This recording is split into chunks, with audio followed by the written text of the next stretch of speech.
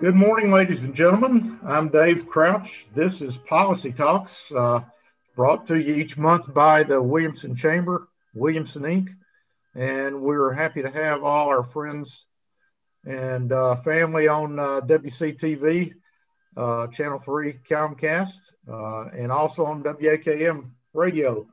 We enjoy having these discussions once a month. And of course, this time of year, our guests are always our Williamson County Legislative Delegation, headed up by Senator Jack Johnson, who is our 63rd District Senator, as well as our Senate Majority Leader now in the state of Tennessee.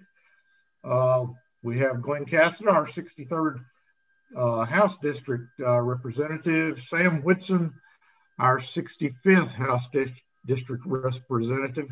Wow. And we're missing Brandon Ogles this morning, who was unable to be with us. So, gentlemen, it seems like every time we think we've seen it all, something new happens. And I'm going to start with the latest event yesterday in the House. And Speaker Sexton stripped all the committee assignments from Bruce Griffey, the representative from Paris, Tennessee. Glenn, what was that all about?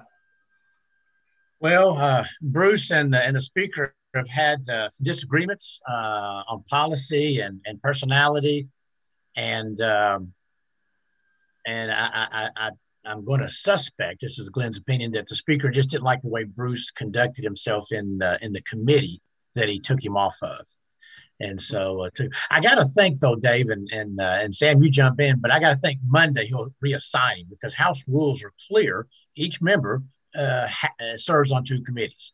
So I expect Monday night on floor session he'll reassign him. I see. Okay. See, I told you Glenn knows how the system works. That's So, I've earned his gray hair. Has that ever been done that you're aware of before? I've been there 20 years, Dave, and I've never seen it done. No, I haven't. We thought that we'd seen some pretty strong-willed speakers before, but I won't name any names. But Speaker Sexton is now putting his stamp on the seat. Yes, he is. Interesting things. Now, that's a pretty good segue, and I want to bring Jack Johnson in here in just a minute to talk about the Senate side of things. But the committee system is a pretty set in stone system, way of doing business, as I understand it, in Nashville. Sam, you're on several committees, and the opinion of those committees pretty much rules the House. Isn't that right? Yes, and you try to respect the committee process. I was fortunate Glenn put me on transportation, made me a subcommittee chairman, and I continue that role. And a lot of the guidance we were given is to make sure we look at the bills very close in the committee, deliberate closely, and make sure we only pass bills that really help the state of Tennessee, that are effective. I think the guidance has been for years to kill those bills that, are just kind of, I won't say off the wall. And what started the issue in the House, I think it was Monday night. No, not Monday. I think it was Monday night, or Glenn, that Representative Griffey invoked Rule 53 to take a bill he had that failed in committee. I don't think he got any votes, I think, but he wanted to bring directly to the floor. You correct me if I'm wrong on this. And there was exchange back and forth between him and the Speaker, and they got pretty heated, I think. And then it failed to have a motion. And I encourage our viewers, the Tennessee General Assembly website is really an interesting tool for citizens to see what actually goes on. You can see every committee live when it's in session. They save the videos and post them from the floor sessions in the Senate. I think ours is much more interesting than the Senate, but it's a great tool for our citizens to see how the process works, and so. For instance, in Transportation Subcommittee, I think we probably have only passed out to full committee about half the bills that come through, and then some of those will be cut out. But it's very important for members to work their bills, so when they get in committee, that they're not surprised that their bill is going to fail or not get a motion or a second, and so we encourage members to reach out to the chairman and the members of the committee and explain their bill before they get there. That really, really helps. And we can bring in experts to testify. For instance, I had a bill to expand or to allow police jurisdictional immunity. If they see something, a felony outside their jurisdiction, they can make an apprehension and they're covered like as if they were in their geographical area. And there were some questions. I had to bring a captain from the Brentwood Police Department up to testify on the specifics of that legislation. It is interesting the way committee systems work. I learned a lesson back in my day as an alderman that you never should take anything to a committee that you don't know that you've got the votes to pass it. And I learned that in a very humiliating way early in my days as an alderman. So you best do your homework before you get in front of the voting machine there. Jack, well, Glenn told me when I first got up there, you can date your bill, but never marry a bill because you get too close to it, and you got to learn sometimes it can be rejected. So right. Senator Johnson, Senate works pretty much the same way, doesn't it? It does, Dave. And I want to echo what Sam said. If you want entertainment, watch the House. If you want a substantive policy discussion, you might want to watch the Senate. But I'm kidding, of course. But no, it does work the same way in the Senate. The committee system is very, very important. And to put this into perspective, bills that come to the Senate floor, and it's largely the same in the House, literally I can probably count on two hands the number of bills that made it through the committee system, came to the floor of the Senate, and then died on the floor of the Senate. Out of hundreds and hundreds and hundreds of bills, those that make it through the committee system, 99.99% of them will pass the Senate floor. And that's because we do respect our committee system. And that's where legislation is crafted, it's debated, and it's where bad bills don't make it out of committee. And the bills that do, there's an extreme amount of confidence by members on the floor that those bills have been vetted by all stakeholders. Testimony has been heard for and against, and that the bill has been thoroughly vetted. So very, very important. And we have a similar rule, and I can't remember the number on our side. There is an ability to call a bill to the floor directly and avoid the committee system. That in my entire time in the Senate, that's happened one time. And it was my bill that we did it for. And it was a very unique circumstance where there was a mix up on a caption, and a bill with identical language had made it through the committee process and had been vetted, but the House companion that made it to the floor was a different bill. So we utilized this rarely used rule to bring a different bill up that had identical language to a bill that had been passed, and we passed it on the floor so we'd have the proper companion. That's when that rule is to be utilized. It's not to bring a bill to the floor, as Representative Griffey tried to do, that had died in committee. That's not why you used the rule. That's great. Good information, gentlemen, and just thought that was a good way to kind of bring up what y'all do every day for weeks now. The committees will meet. Do they meet through the entire session, or is that just how does that schedule work, Jack?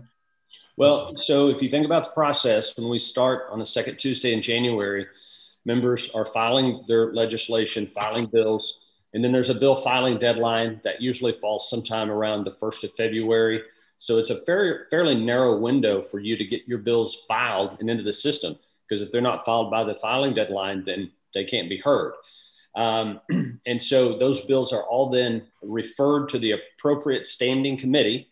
If it's a transportation bill, it'll go to Sam's subcommittee. If it makes out of there, it'll go to the full transportation committee. Same thing on the Senate side. So early in session, there aren't many bills on the floor because they're all in committee. And so you spend a lot of time in committee. Your floor sessions are very short and brief. You do some procedural stuff. And then as you make your way through session, like right about now, our Senate floor and House floor calendars are getting longer because bills have made it out of committee. So right now, our committees are still meeting. So we have heavy calendars in committee, and we're starting to have heavy calendars on the floor. Here in the next couple of weeks, committees will start to shut down. And so your committee time will become less, but you'll be spending a lot more time on the floor hearing these bills that have made it out of committee. Right. Dave, like 2 weeks ago, I announced the last calendar for my subcommittee will be this Tuesday. So people started rushing to get their bills on notice in the transportation subcommittee. I think we have 10 bills on to consider. Most of those will be taken off notice this week. And then, and after it makes it, if it has a note on a physical note and it's not funded, it can go through transportation sub, transportation full, and then it's referred to budget subcommittee where unless it has a funding source or a letter, it will go behind the budget and for consideration on how much money we have. And that's Glenn and Jack can talk more about how that process works. All right. Well, we've got some actual issues I want to get to here without spending too much more time about the logistics of the process. But there is one thing I want to bring up. Sam, you've been asked to speak at a special event on Monday. I want to mention before we get into business here. But looks like it's Vietnam Veterans Day on Monday. And I think you're going to speak at a special event. Is that right? Right, down in Spring Hill, it's be a wreath laying, and it commemorates the day that the last POW came home and the U.S. Combat Forces pulled out of Vietnam in 1973. And I think most of us remember that period. It was a very difficult time. We didn't honor our Vietnam veterans the way we should have back then. And it's an attempt to show them that we appreciate their dedication and devotion to service. You know, when I entered the Army in 76, everybody, captain and above, I was second lieutenant, were all Vietnam veterans. And all the NCOs were Vietnam veterans. They were the finest soldiers this country has ever produced. And they were mentors and role models. And most of them had retired by the late 1990s. But the reason 30 years ago, the reason we had a decisive victory in Iraq during Desert Storm is because those captains and lieutenants and NCOs during Vietnam said, we will never do that again. They were in the leadership positions, senior leadership positions, generals, colonels, and senior NCOs to make sure that we did it right in the desert. And we owe those folks so much. Yeah, I know they're contemporaries of mine, and I know there were some trying times back then, and I would second the motion to give them particular honor on Monday. So, thank you, Dave, for letting me say that. Jack, you're right in the governor's ear and in the discussions with exactly what's going on in the governor's office and what's getting ready to come toward the legislature. But President Biden just pushed through a $1.9 trillion stimulus bill that has a lot of money in it for states and schools and local governments. Can you give us a little bit of inside information on exactly what the state of Tennessee is going to see from that and how it's going to affect us? Sure, I'd be glad to. And I can't give you a specific dollar amount. I don't even know that we know exactly how much it will be. We have an idea in terms of the range. But with the Recovery Act that was passed by Congress, as you said, $1.9 trillion in relief to states, schools, local governments, it is a tremendous amount of money. I'm terribly concerned about what this is going to do to the national debt and our kids, our grandkids, our great grandkids. It's very scary. I mean, how much is the debt the federal government is taking on. Having said that, the three of us don't serve in federal government. We serve in state government. And so we will be receiving a lot of money. Money will be transmitted directly to schools and local governments, and then the state will receive some. Typically, when you have federal money that comes down like this, it is appropriated to the states, and then the states allocate it. With this particular bill that they passed, that's not the case. This money will go directly to local governments, directly to schools.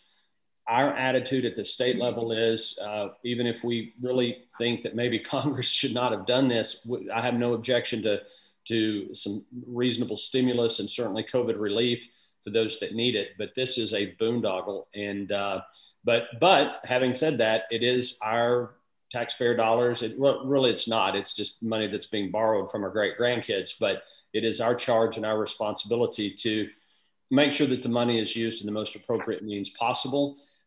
City of Franklin, City of Spring Hill, City of Nolensville, they'll all be receiving money. Williams County Schools, Franklin Special Schools will be receiving money directly. And even though we don't have any say in necessarily how that money can be spent, it will be the responsibility of our comptroller to make sure that those local entities that receive the money are spending it in compliance with the federal guidance that comes down with the money. So I was in a meeting with our comptroller the other day, and they are certainly very engaged with local governments. Lots of questions coming from local governments about what the money can be used for. And so what we're going to encourage the local governments and LEAs to do is, don't use this money to fund a recurring expense. Don't go out and hire a bunch of new teachers with one-time money, because you're only getting it one time. So don't incur a recurring expense or liability. So do use it for infrastructure, perhaps, certainly COVID mitigation to the extent that is still needed.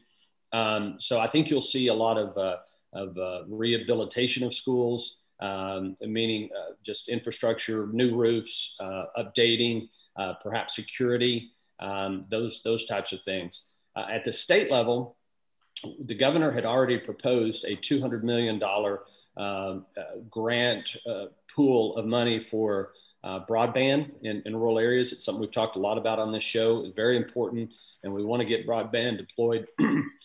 We're going to look at, can we use some of this federal money to supplant the state dollars we had appropriated for that broadband? That will free up those state dollars then that we could use somewhere else. The governor had also proposed $200 million from the state to go to local governments. And we're still committed to doing that, but can we now perhaps use some federal dollars to do that? So again, the takeaway is be responsible with the money. Try to do things that will save you money into the future, that will free up recurring dollars as you move forward, but certainly don't use the money to fund something that would be a recurring expense. So it's a lot of money, and we just have to be thoughtful and responsible about how we use it. Just from reports I saw, it is a lot of money. I think Davidson County is scheduled to receive about $277 million for their school system there. According to one of our school board members, Williamson County should get something north of $5 million of just money that was not in the budget. They say it's for learning loss. That's I would assume you could interpret learning loss pretty broadly, but hopefully that will help our schools along. One other piece of that legislation, they sweetened the pot for what's commonly known as Medicaid expansion, Jack, and trying to, I think there are 12 states, including Tennessee, that have never expanded the Medicaid program as broadly as the federal government would like us to. So they've put some more money in the incentive pot to try to get Tennessee to do that. Is that a fair characterization of what we're receiving from or what we're being offered by the Biden administration, and what is your thoughts about that? Yeah, it is. I think it's a fair representation of where we are and what the federal government has proposed. Our primary concern right now, or question, is will the Biden administration honor the agreement that we negotiated under the Trump administration, spent 2 years negotiating through CMS to implement our shared savings program. Our TennCare waiver, which is our Medicaid program, is due to expire on June 30th. And so we had to renegotiate a new waiver with CMS for TennCare anyway. And that's a lengthy, arduous process. And in that, we negotiated, we've talked about it in prior shows. We can get back into it if you want, but basically a shared savings program where we can keep some of the savings that we generate because we have a very well-run TennCare program, and keep that and redeploy those dollars out to provide more care for more people and better care for more people. The Lee administration and our TennCare folks have been very proactive with the Biden administration to explain to them and make the case that, hey, this is an innovative approach and something we care deeply about. Ironically, one of the reasons we did not expand Medicaid in the first place is because of the restrictions that are placed on us by the federal government. And we just didn't feel years ago when we first contemplated it, that we should be expanding a program that really doesn't work anyway. So I think that our attention needs to be on implementing the shared savings program that is before us now. And first of all, to make sure that the Biden administration is not going to rescind that agreement that was 2 years in the making and was approved by the Trump administration and is ready to be implemented come July 1. So that's the first step of that. I think there's still going to be some reservations about expansion of Medicaid and what it would do to our fiscal situation into the future.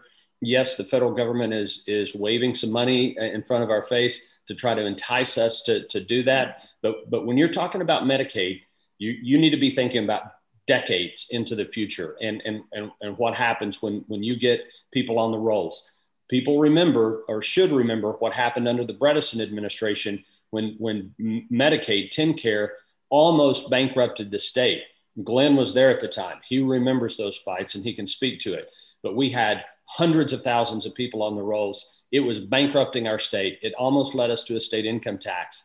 And the Bredesen administration, to their credit, had to come in and take hundreds of thousands of people off of those rolls in order to right the ship. So we're going to be very cautious moving forward with our Medicaid program, but we need to keep the shared savings program we negotiated with the Biden administration. Glenn, is that your recollection of the history of Medicaid?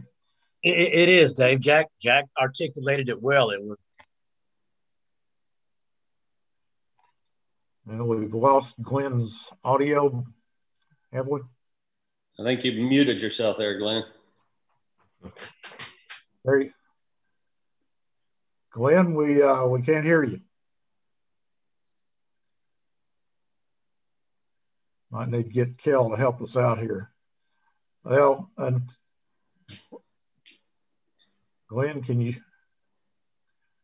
Glenn is gone. I mean, I can see his face, but I can't hear his voice.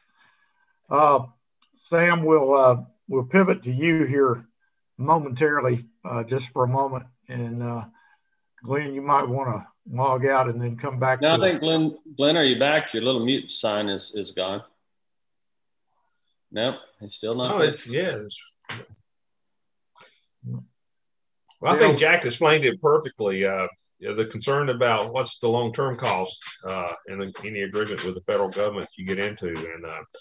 And my dad was in the McWhorter administration when they started TennCare about that time, and there was concerns about the costs. And I'll never forget the time though. I think I was still in the military, but I remember seeing Governor Bredesen going through a list of medications. The lady said she put about 30 bottles in front of the governor, and he wrote down each one. And on the way back, he checked and found out so many redundant medications. And that's what was really driving up the cost too, wasn't it, Jack? The medications. And so like Jack said, Governor Bredesen being from the healthcare field, understood what he needed to do. And there was a lot of people on the program I know, some family members that they could afford private insurance, and they elected to go with the TennCare at the time. So, Glenn, are you back with us? I am. Can you hear me? We can hear you now. All right. All right. Thank you. I told earlier, Dave, I missed the 70s. Things were so much simpler then, you know. No, these two guys articulated it well. And the thing we need to remember about the sweetening of the deal for Medicaid expansion, it's only for 2 years. After that, the state has to come back and pick up our portion. And I think history is a good teacher. It could come back and hurt our budget and our budgeting process and our taxes. So I think we need to be very cautious. I think Jack and the leadership of the Senate and House is right. We need to continue with the deal we negotiated with the President Trump administration. I think that's the best way to go for health care. Okay. While we've got you, Glenn, the media is abuzz about a constitutional carry bill that yes. has, and I believe it's been passed in the House or in the Senate, and maybe still being discussed in the House. But this has been discussed for years, Glenn. What's changed this year that makes it appear this is going to?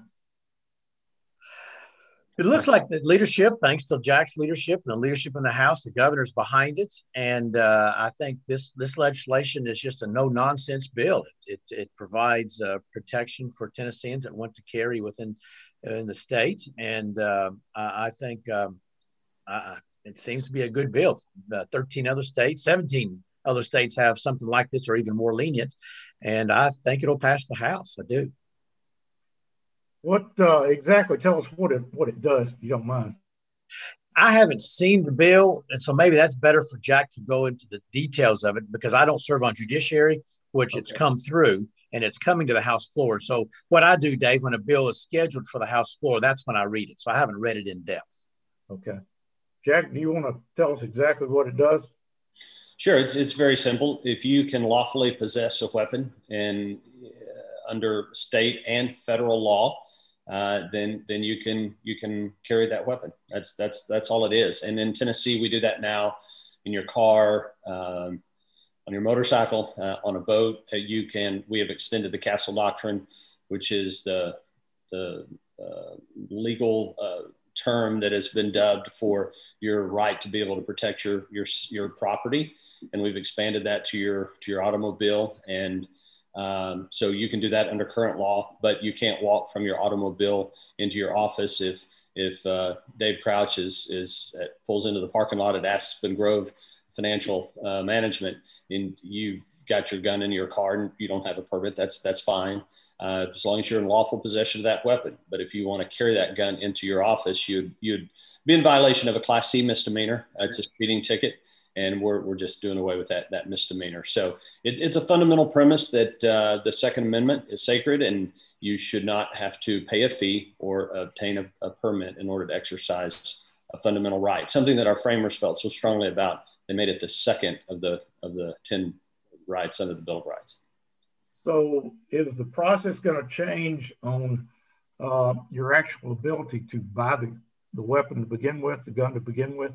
No. Most of that is governed by federal law. And if you bought a weapon recently and you go into your local gun store or Academy Sports or whatever, you've gone through that process, and it's very thorough.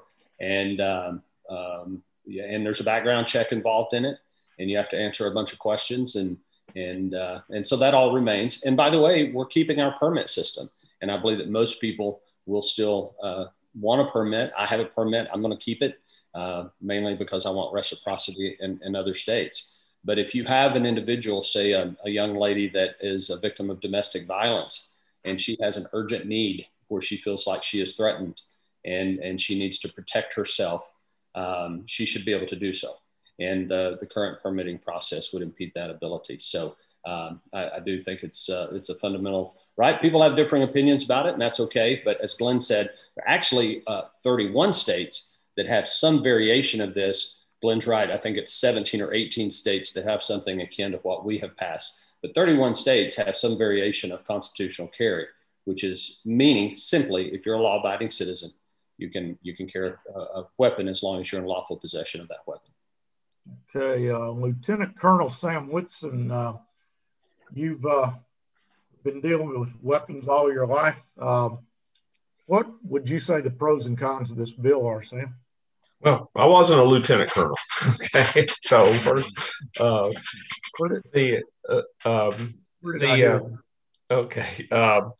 the concern I've heard is from law enforcement that it takes away the probable cause to see if that individual actually can possess a gun. We know bad guys, no matter what law we pass, they're felons and people who should not have a gun. The law enforcement will tell you these people are going to be carrying guns. And under current law, the police can, if they see a weapon, they can ask to see the permit. Do you have a permit? There is concern doing away with that. The police would not have the probable cause to ask to see that permit. And, we do put restrictions on firearms at some point. I mean, you cannot get on try to, go through the TSA line with a firearm. And I think that's a good restriction, no matter if you're a law-abiding citizen. There is concerns about guns on airplanes, and that's to the extreme, I think. And but law enforcement has reached out and expressed concerns. And I wish we could give the permits free to citizens who want to carry a gun in their possession, and that way the police will know for sure who is authorized to have a gun and who's not. Gotcha. Well, this is to be continued, and when do you think that's going to be brought before? That's going to be on it's going to be on the House floor Monday night. I think it's item number 1. Glenn, is that correct? That's correct. Leader Lambert's carrying it. So we will hear more about it next week, and we'll get a wrap up here in about a month, and you guys can give us a synopsis of what's happened now. Another one that the media has been a buzz about is the transgender sports bill. Quite an interesting subject. Not sure how many of us that actually affects, but who wants to volunteer to give us the background on that bill and the what and why about it? Well, I'll just say on the House side, I'm sorry, Glenn, the Democrat leadership who basically supported or blue lighted, they're getting a lot of pushback. They had their concerns too, from their constituents, and it was interesting to read how they were attacked for their vote on that bill. And so the Democrats' leadership is dealing with that over on the House side. David came through education, so we did a deep dive on the education, and the debate centered around that the reason for this legislation was to protect women's sports and to protect the federal Title IX. I mean, it's a scientific fact, even with hormone therapy, males have larger muscle mass, they're larger skeletals, larger, just the ability to compete physically against female students. And so the concern was, as this becomes more of a thing of males switching to females, females switching to males in schools under 18, that it would greatly hurt the scholarship availability to young women, their ability to play on teams, and the overall Title IX emphasis, which is equality in women's sports. And so the science just dictated that we say if you're born a male, you compete with that gender that you're more physically aligned with. Okay. Jack, does the Senate see it the same way? Yeah, we've passed it in the Senate. It passed the Senate overwhelmingly. Gotcha. Sam, my apologies for demoting you. Were you a general? No, I was a full colonel. It showed the Army had a sense of humor. That's what my boss said. Okay. So.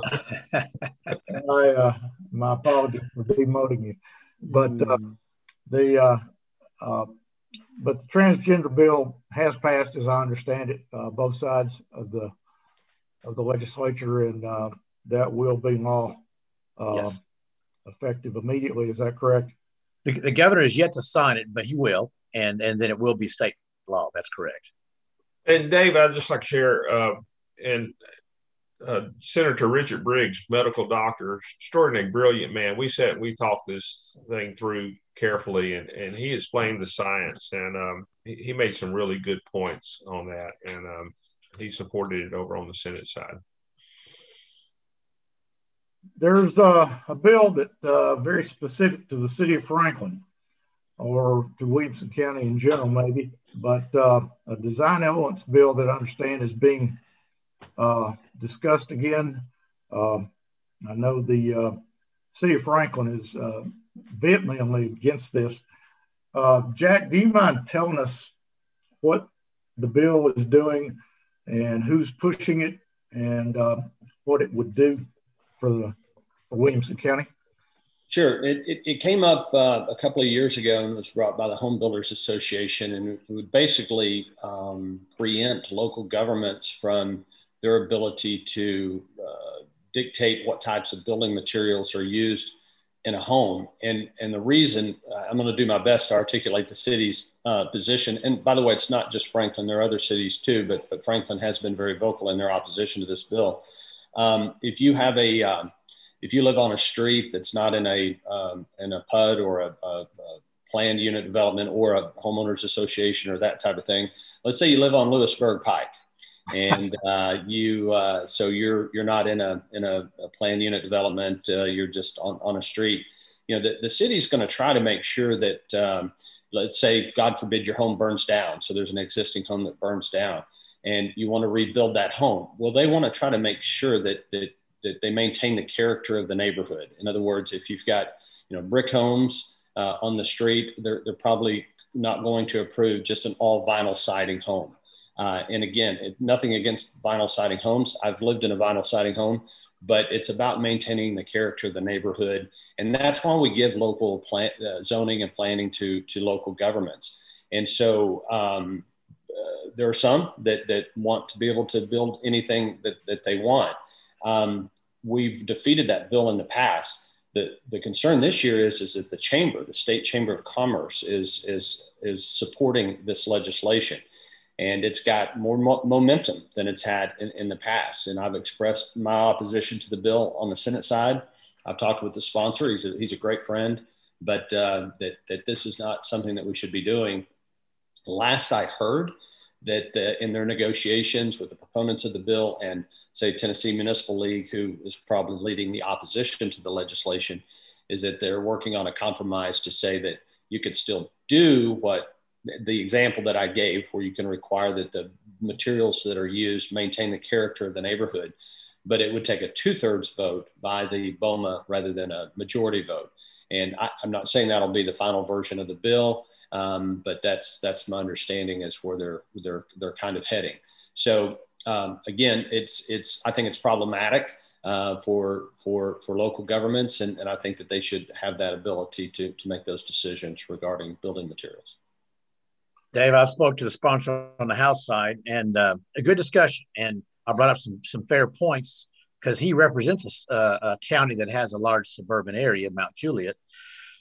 And so we had a good discussion. I had some points that he didn't have an answer for at the time. And so I'm a long way from having it a successful outcome, but at least we're having friendly discussions like Jack is on the Senate side. And every year, like they said, this comes up, and now there's also one about the zoning in the county, the recent zoning decisions that we're trying to put, a representative that's been asked to carry it from as far east Tennessee as you can be. And so it's just, Roger's going to tell you, we've had a lot of housing start. The market's good here. And that's just it's a challenge we face to represent our counties and cities. Now, one question that has come up in my mind about this, a subdivision will still be able to have its own bylaws and so forth that control what's built in a certain subdivision. Is that true, or is this going to do away with? No, that's a very important point, Dave. And again, the conversations are ongoing. So there are amendments and draft language going back and forth. But in recent iterations of this legislation, yes, the city would still, if a developer comes to the city and has a plan for a new subdivision, then yes, the city could still implement those requirements in terms of, the materials that are used and that type of thing. The concern I had, and it's not the only concern, but is for those homes that are not necessarily in one of those developments, or it's just a vacant lot that right. hasn't had a home on it that's not in a PUD or in a planned subdivision like that for the city. So and by the way, as I said, TML, the Tennessee Municipal League, who understands this forwards and backwards and what the implications of it would be. They are in negotiations, and my friends at the chamber, at the state chamber, and they are my friends. They have been doing their best to negotiate in good faith on. And the chamber's coming at it. They're representing some of the folks that manufacture certain types of products, and they don't want their products to be banned in a community. And I don't think they are under current law. They're banned. But the city should have some flexibility to make sure that they maintain the character of their community. Good.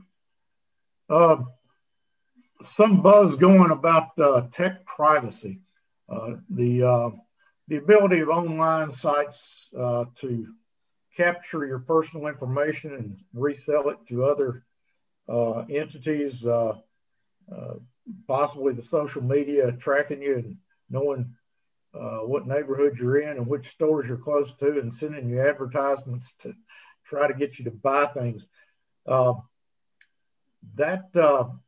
Obviously how much these big brother sites know about us is concerning. Glenn, I see you grinning. What are we trying to do and how do you do it? No, Sam. Dave, I was just grinning about how you were describing it because you're describing so well. I am not that familiar with this legislation. I haven't seen it yet. I haven't read it yet, even. So I'm just not that familiar with it. And I apologize. Jack, have you seen it yet? No, I haven't seen the exact legislation, but I have been part of some of the conversations. Florida is, in other states, I think South Dakota among them, are looking at similar legislation. There are a couple of concerns, and I think they're valid concerns. One is what you mentioned, just in terms of the personal data that they collect on individuals, and then their ability to sell that. That's their business model. That's what made Google one of the most valuable companies in the world, is tracking your search history and then showing you ads about things that you have an interest in. It's a brilliant model. But there are some privacy concerns. The other aspect of it, Dave, is from the censorship standpoint, where many feel that some of these platforms like Twitter, Facebook, Snapchat, whatever, that they are censoring certain content. Some think that they censor conservative content, and then they promote more left-leaning content. And that may very well be the case. I'm not going to try to make that argument or not. I think there's enough evidence out there that they do try to censor conservative thought process. But so Florida has legislation, and some other states as well, relative to creating a civil right of action for censorship on the part of a state citizen. It would empower their attorney general to sue on the behalf of citizens. It is delicate from a legal standpoint because you do have interstate commerce issues versus intrastate. And I don't like ceding authority to the federal government, but the Constitution is pretty clear that the federal government has authority over interstate commerce. So I think it's a very healthy discussion to have relative to censorship, as well as collecting private information and selling it on users of the platform. So those conversations are ongoing. The business community is very engaged in that conversation as well. The chamber and folks that represent both the big tech companies and then the privacy advocates that are concerned about that personal data and how it is used. So ongoing conversation. I think it's a very complex kind of thing, but I think there are valid concerns on the part of the people that are pursuing that legislation. we will revisit that, I'm sure, next month after the committees have had time to look at it. And that was beginning to emerge in the news, and I wanted to find out what you all knew about it. The one other thing that the business community is interested in, I can personally attest to, is the professional privilege taxes. And I know that some of those were repealed, I believe, last year. There are others, as on financial advisors and attorneys, I think, that are still in effect. And is that still being looked at as something that might be repealed or done away with? Glenn, I think we passed that on the House floor, didn't we? For doctors, attorneys, and financial advisors. We call it the Dave Crouch Act.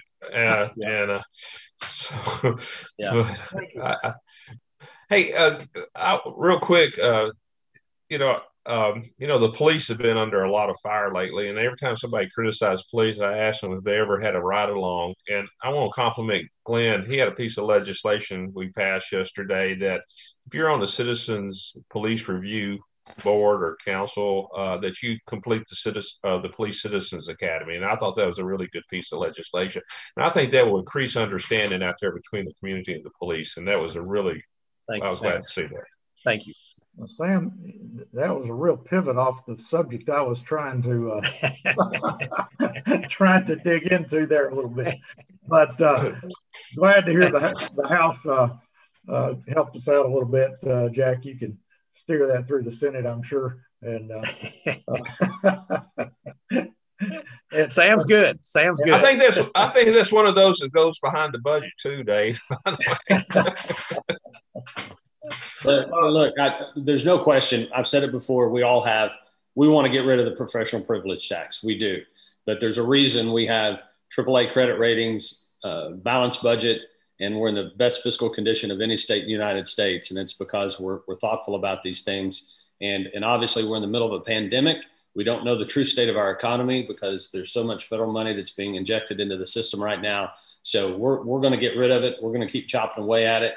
But we want to do it thoughtfully and responsibly. And there's discussions about, do you eliminate professions? Do you just cut it from $400 to $300 this year, or to $200 and get rid of it that way? So no hesitation about wanting to get rid of it, but we need to be thoughtful about how we do it. And, we'll help you with those thoughts anytime you need help. So by the way, I pay it too. So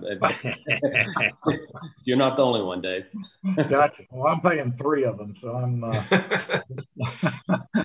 we have to buy them for all the staff in our office that are licensed. So just got just a couple of minutes now. Sam, I know you're on several committees that we probably haven't even mentioned today.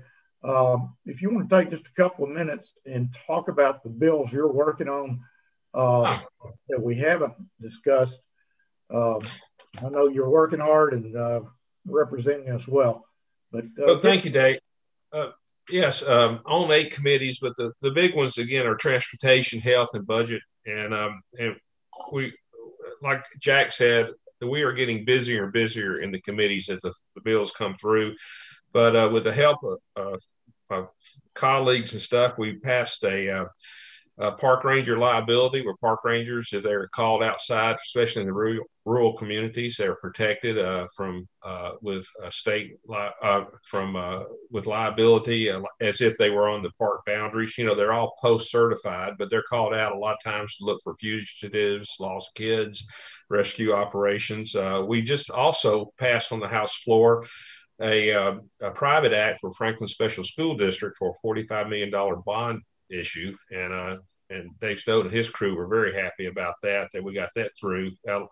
And we were trying to make sure we got these through before anything else came up. We had to shut down, but I think we're going to be pretty good shape. And also talk about the police. Got a bill that we passed on the floor, jurisdictional immunity. If a police officer sees something like a felony or a misdemeanor in the act, he's outside his jurisdiction and he acts within the law, he's protected too, no matter where he is in the state. And also, we're helping our firefighters and EMS with if they're right now they're covered. If they have COVID, or excuse me, Hep C or HIV, now we added COVID to that list of protection for them. So we still have some more to go, and but it's moving right along. It's this is the real busy time of the year. You'll be sitting in finance committee, and there'll be 90 bills in front of you to be heard. Goodness. Glenn, I know you're on a couple of education committees, et cetera. Yes. That's been an exciting place to be this year, I'm sure. And tell us what you're working on personally. It can be laborious. We were at 7:00 last night. So finance is probably the most busy committee, and that Sam is on and does an excellent job. The second most is probably education. And then, like I said, we were at there till 7:00, just trying to figure out how we bring our students back up. We've missed a year of education. It's showing in our test scores, not only in Tennessee, but across the nation. And so as a nation and as a state, we got to figure out how to get these kids back on track. And Jack, Sam, thank you for the commercial on my bill I passed the other day. I was proud of that bill. I've got 3 left that I'm working on. One of them is trying to add some transparency to the next pandemic. So the legislation says that the Department of Health needs to tell the state how many people test positive, how many are symptomatic, how many are asymptomatic, what type of test. Because this year, Dave, about 50% of all the PCR tests were false positives. So it gave an inflated number on COVID. And so I'm just trying to add some transparency to the next pandemic that will hit.